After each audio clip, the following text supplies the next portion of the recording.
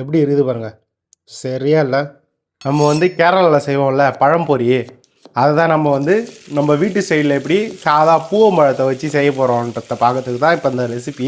கடைசியாக இருக்குதுல, இதை நக்கிக்க வேண்டாம். ஆனால் சத்தியமாக நல்லா தாங்க இருக்குது. மைதா மாவு வந்து ஒரு கப் அளவுக்கு நான் எடுத்துக்கிறேன். கொட்ட மாட்டுது. ஒரு கப் அளவுக்கு மைதா மாவு எடுத்துக்கிறேன். 1/4 கப்பு அரிசி மாவு எடுத்துக்கிறேன். 1 ஸ்பூனு உப்பு போட்டுக்கிறேன். உப்பு பத்தலைனா கூட போட்டுக்கலாம், ஆனால் ஸ்டார்டிங்கில் கம்மியாக போட்டுக்கிறேன். 1/4 டீஸ்பூனு மஞ்சள் பொடி போட்டுக்கிறேன். இதை அப்படியே ஒரு இதுவாலே மிக்ஸ் பண்ணி விடும் கையாலேயே.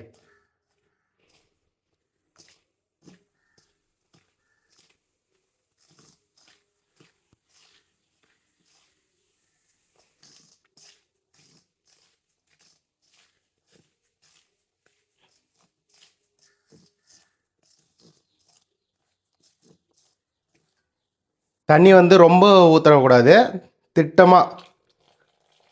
இது அப்போ தான் வந்து கரெக்டாக இருக்கும். நான் பிசைஞ்சிட்டு எப்படி இருக்குதுன்னு சொல்கிறேன். இந்த அளவுக்கு போதும்.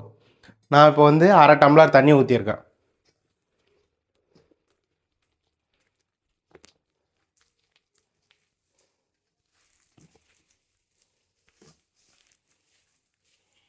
இப்போ தண்ணி பத்தலை பார்த்தீங்களா? இந்த டைமில் திருப்பி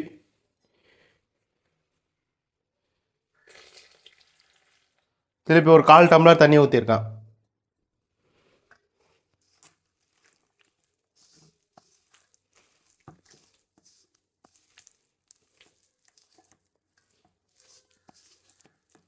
பத்தலை.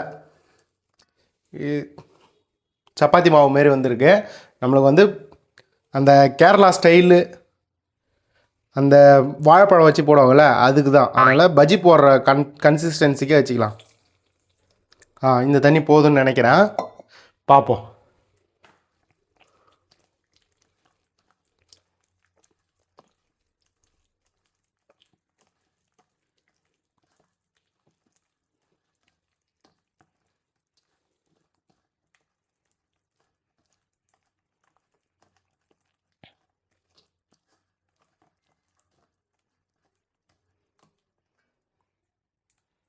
இன்னும் லைட்டாக தண்ணி ஊற்றிக்கலாம்.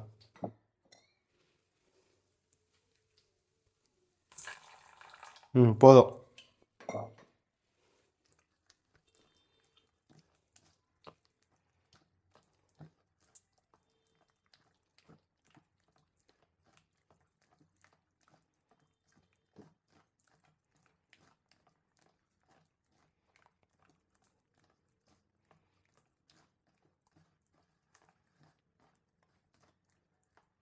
பார்த்தீங்களா எப்படி இருக்குதுன்ட்டு?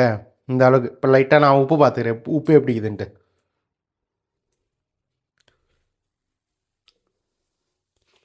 உப்புலாம் கரெக்டாக தான் இருக்குது. இப்போ இந்த டைமில் இது கூட வந்து சர்க்கரை ஆட் பண்ணிக்கணும். நான் வந்து பூவம்பழம் போடுறோம். பூவம்பழத்தில் ஆல்ரெடி ஸ்வீட் இருக்கும், இருந்தாலும் நம்ம மாவில் 1 ஸ்பூனு ஸ்வீட் சேர்த்துக்கலாம். ஓகேவா? இந்த அளவுக்கு ஸ்வீட் போதும் சர்க்கரை. இந்த டைமில் திருப்பி இது நல்லா மிக்ஸ் பண்ணிக்கலாம்.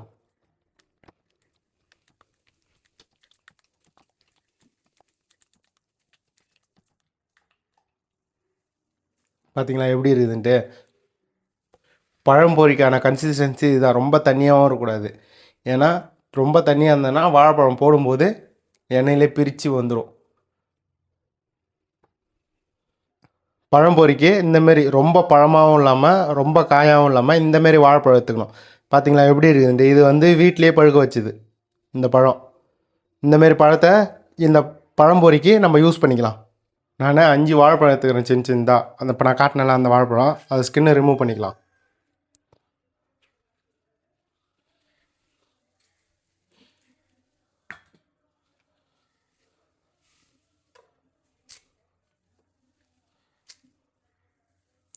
ஸ்கின்னை ரிமூவ் பண்ணி 5 பழத்தை எடுத்துக்கலாம்.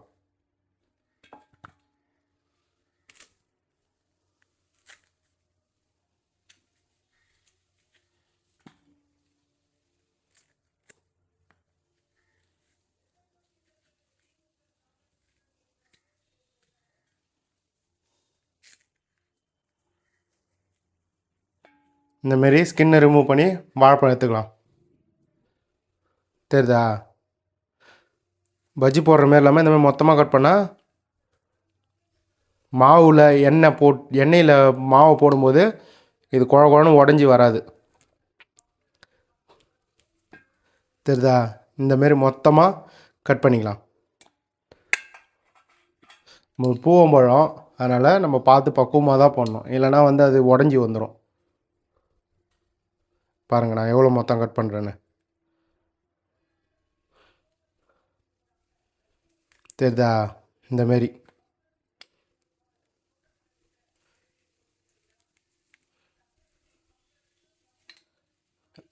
அவ்வளோதான். எல்லா பழத்தையும் இதேமாரியே கட் பண்ணிக்கலாம்.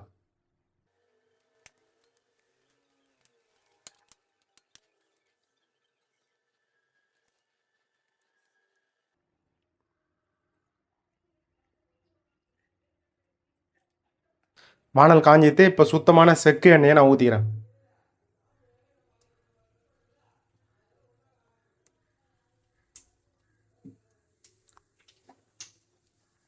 எண்ணெய் காயட்டும்.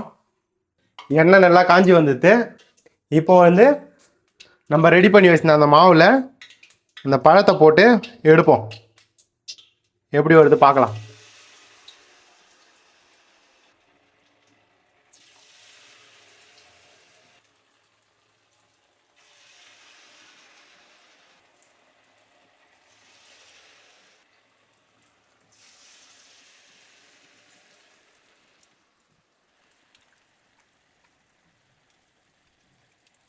பொரியிட்டோம்.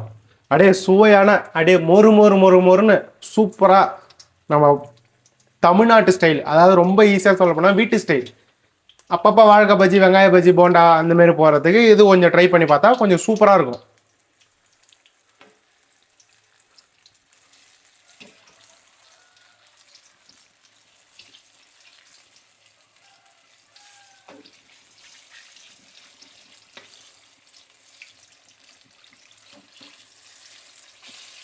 ஒன்று பிரிச்சிட்டோம், ரெண்டையும் பிரிச்சிட்டோம். ஒன்று தான் ரொம்ப அடம் பிடிக்குது, பிரிக்கவே முடியல, வரவே மாட்டுது.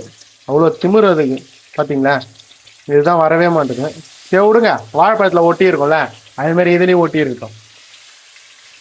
பார்த்தீங்களா நமக்கு கிறிஸ்பியான அந்த பழம் பொரி எவ்வளோ சூப்பராக பொரிஞ்சு வந்தது பாருங்க. இப்போ நம்ம இதை ஒரு கப்பில் எடுத்துக்கலாம். தெரியுதா எவ்வளோ அழகாக பொரிஞ்சு வந்துருக்கு பாருங்க.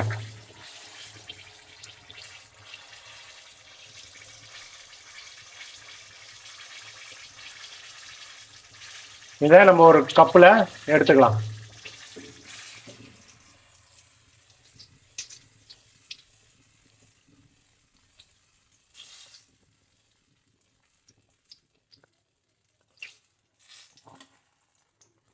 அடுத்த ரவுண்டு.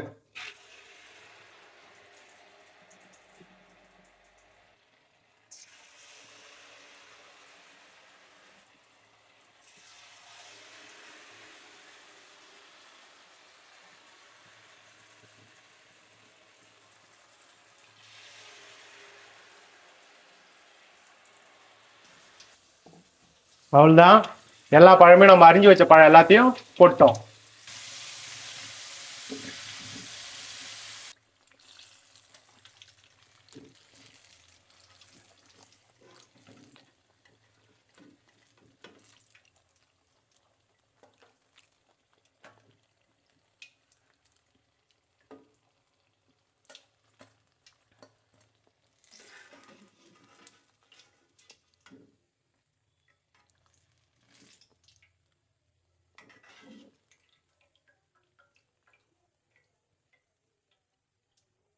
அவ்வளோதாங்க, நம்மளுக்கு இன்றைக்கி பழம் பொரி ரெடி ஆகிடுது. எவ்வளோ சூப்பராக, அது மேலே அப்படியே லைட்டாக காரத்துக்கு ரெட் சில்லி பவுட்ரு, ஸ்வீட் இல்லை அதனால் லைட்டாக ஸ்வீட்டும் இந்த காரமும் சேர்ந்தோடனே இந்த பழம் பொரி அவ்வளோ சூப்பராக இருக்கும். எவ்வளோ அழகாக கிறிஸ்பியாக சவுண்டு கேட்குதா? அழகாக அந்த பனானா பாருங்கள், சரியா இல்லை? இது சாப்பிட்னா அப்படி இருக்கும். இவ்வளோ அழகாக சாஃப்டாக வருது. அடா அடா அடா அடா அடா எப்படி இருக்குது பாருங்கள், சரியா இல்லை? அவ்வளோ சூப்பராகுது. அதுவும் நான் நல்லா வராதுன்னு நினச்சேன் பூவம்பழத்தில், அவ்வளோ செமையாகுது பாருங்களேன்.